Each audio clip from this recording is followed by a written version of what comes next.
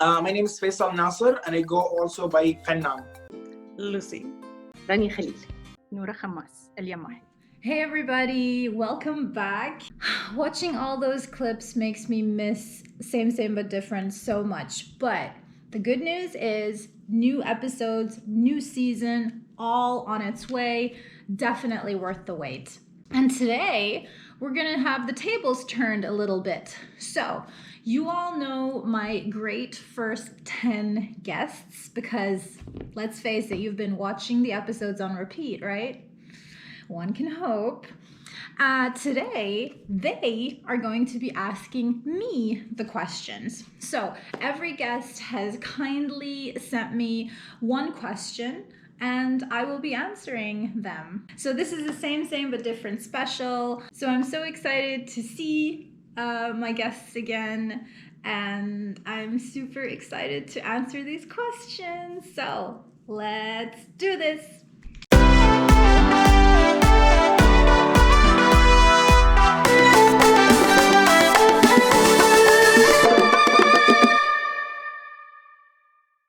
So you all remember Fanan, who was the first guest on Same But Different.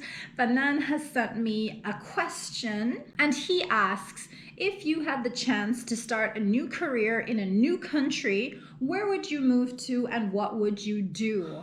I love this question. Wow, that is a good one. He specifically says new country, so I will not mention any of my cultures, any of the countries that I have already lived in.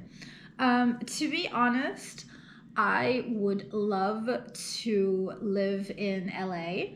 I've never been there, but I would love to see and explore and experience LA, and why not live there? But to be perfectly honest, I would love to, let's say, be based in LA, but then travel the world, and that would connect to my new career.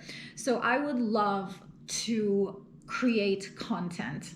So basically, travel around, get to meet people, get to interview people, film documentaries, digging into all topics possible, culture, personalities, people's interests, just dig deep into people and find out all about them. And yeah, travel from one place to another. So let's say today I'm filming in LA, tomorrow I fly to Kenya, and from there to India. That would be so cool. So thank you, Fanan, for this question. Now I have something to dream about. My second guest was my dear friend Lucie. So hi, Lucie. Hi, Ami. How are you doing? We live in such hectic times, so my question for you is, what do you do to relax? Cool. What do I do to relax? To be very honest, the first thing that comes to mind, and what I love doing at weekends, for example, is sitting on the couch with a blanket. Usually I have one or two of my cats lying beside me, editing videos or watching YouTube, or even just being on my phone and just being with my family and knowing that, you know, I'm chill. I don't have to... My cat nearly fell off her tree. Just knowing that I'm chill, I don't have to go anywhere, I don't have to be anywhere, I have no obligations, I can just relax. And actually, I have started to appreciate more and more the weekends where I can just stay at home and sleep in, then, you know, have a good cup of coffee, do whatever I want, not have an agenda. That for me is super relaxing, like super chill at home with no plans. Just tell me it's gonna be a weekend at home and I'll be happy. So thank you, Lucie. So one of the highlights this year definitely has to be meeting and getting to know the amazing members of the SamyJam Fam. Basically, loyal, amazing, and super cool fans of my brother's band Lost Society, who got together and formed this community. And I got to meet them virtually, of course, but I got to meet them and talk to them, and many of them have become friends of mine. So thank you guys for being so open and letting me in to your circle. You guys are the best, and I'm just so happy for Sammy that he has the best fans in the world. Rina has asked me a question on behalf of the SamyJam Fam, so I'm really excited to hear this. Hi Amira, our SamyJam Fam wants to know, what is your favorite or least favorite thing about each country that you've been living in so far? Wow, I love this question. So let's see, favorite and least favorite things. So basically I've lived in the United Arab Emirates, in Finland, and I'm currently in Luxembourg. So let's start from the beginning. What I love most about living in the United Arab Emirates was how the United Arab Emirates was back then. So I was born in 1983 and I lived there up until 1996. And the Dubai, the Fujairah, the Khurfakan of then was just so simple and cozy. And because remember, the country is very young. So in my time, there were no enormous buildings and lights and any of that. It was just a very cozy, small area where we lived. Loved my school, my friends, the international atmosphere. Loved being next to the beach, of course. So it's all of those things that give me such warm and happy memories of my childhood. My least favorite thing has to be the intense summers. If I'm not mistaken, I think already around maybe end April, May, it starts to get really hot. And when I say hot, I mean like super hot. Super humid, really, really hot, temperatures of up to 45 degrees. And that was hard. But to be fair, we did always go away for the summer. But still, I think intense temperatures are hard for me to deal with. Finland, where to begin? What I love about Finland is everything. I mean, the nature, absolutely insane. The land of 1,000 lakes, so the lakes, the forests, breathtaking. I love that it's very safe. I lived in Jyväskylä in central Finland, and I was able to do everything by myself. I went to school by myself. I took the bus. I could walk to the city center. I never felt scared or in danger. So it's a very safe place. Education system, top notch. My least favorite thing, sometimes it's hard because I do come from two very opposite cultures. So Egypt and the Middle East in general is a much more collectivistic culture. It's like people interacting, and it's very together in a way, whereas the North specifically is a much more individualistic culture, which does not mean that people don't love each other or interact. It's just different. And sometimes that was hard for me because I felt, specifically after spending some time in Egypt and coming back to Finland, it was very hard to readapt to not having that social interaction as intense as back in the Middle East. And I felt like at times it felt very cold. It was just the culture there, and it was never meant in a mean way or in a rude way. And that has taken me a long time to understand that it's just different. Luxembourg. What I love about Luxembourg is that it is so international. You've got people from all over the place. What I love about Luxembourg as well is that it is so small and in the center of Europe. So basically you can drive for 10 minutes and you're in another country. So it's so easy to cross the border to Germany, to Belgium, to France. I mean, it's insane. If you take the fast train, the TGV, you can be in Paris in 2 hours. It's insane.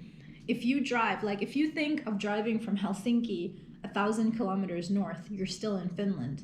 But go from Luxembourg 1,000 kilometers in any direction, you're in a completely different country, exploring completely different cities. I love that. My least favorite thing At times, it's not like a least favorite thing, but it's something that's hard at times, is that I miss being in a country that speaks my language. Like, I miss going out and about and then just hearing my language everywhere. Having signs in my language. That's something I miss, but that's not something that I can say against Luxembourg. One of my least favorite things is how there is construction everywhere at the same time. Like, there's always construction somewhere. Like, why? Why all the time? Why everywhere? Why at the same time? Because that leads to traffic jams, and yeah, that can get a bit frustrating. So thank you so much, Rina, for this question. I really enjoyed answering that. Next is my little chipmunk, Rania. So let's see what she wants to ask. Hi, Amira. Now it's time to ask you a question. Well, I know that every tattoo in your body has a story behind it, but my question is, why do you feel you need to put ink in your body to remember something? What do the tattoos actually mean to you? That's it. Thank you. Ooh, I like this one.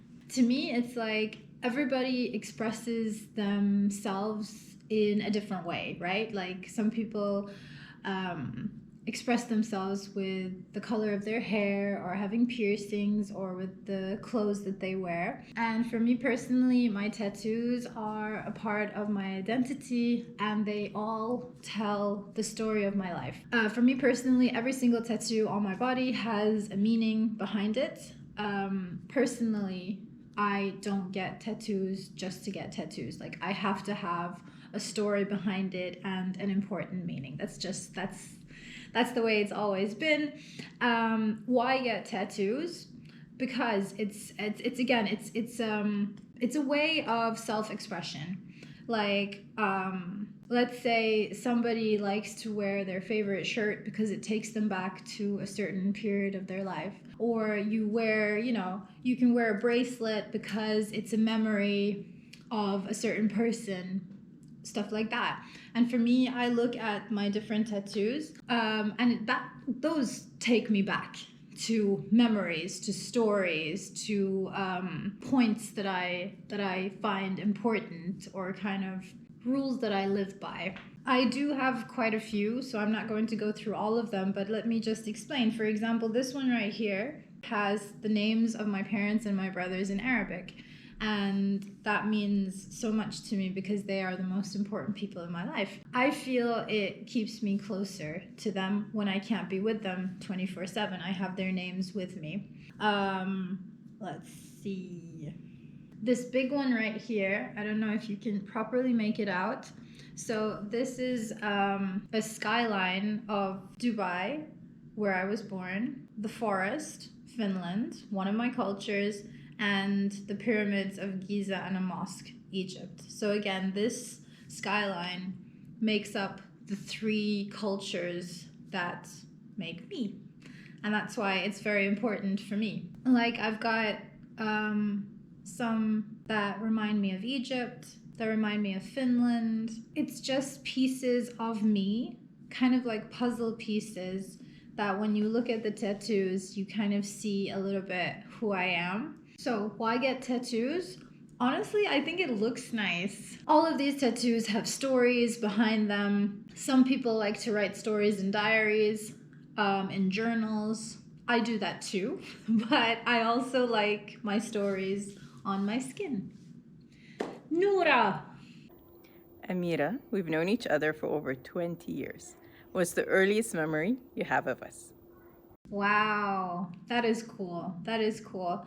Yeah, we have known each other for a very long time. Basically, my first memories and my earliest memories of us are you, Azari, and me hanging out, going to each other's houses and hanging out there. You guys used to draw so well. I was always super impressed by your art. I remember us sitting beside each other in the back of a minibus once when we were on our way to Dubai for a class trip. You always used to speak Arabic together, and I did understand you, and it was in the Emirati Arabic, which I always found so cool, and I wish that I could speak that. I remember once we, again in class, we were together in class. That must mean that I'm talking junior 1, junior 2. I think I was junior 2 and you and Azari were junior 1. And I remember we were supposed to go on a trip to the swimming pool. And you remember the day before, Azari stepped on a piece of glass and she caught her foot, and so she couldn't swim. So it was just us and the others swimming, and then she like just hung out by the pool. Remember all the assemblies? Remember open day? I love these memories, and I loved the school. Fujira Private Academy for life. It was amazing. So many great memories. So many awesome people like you, like Rania, so many people that we're still in touch with. So we need to make and organize a Fujira Private Academy reunion. That is a plan, and I will get onto it right away.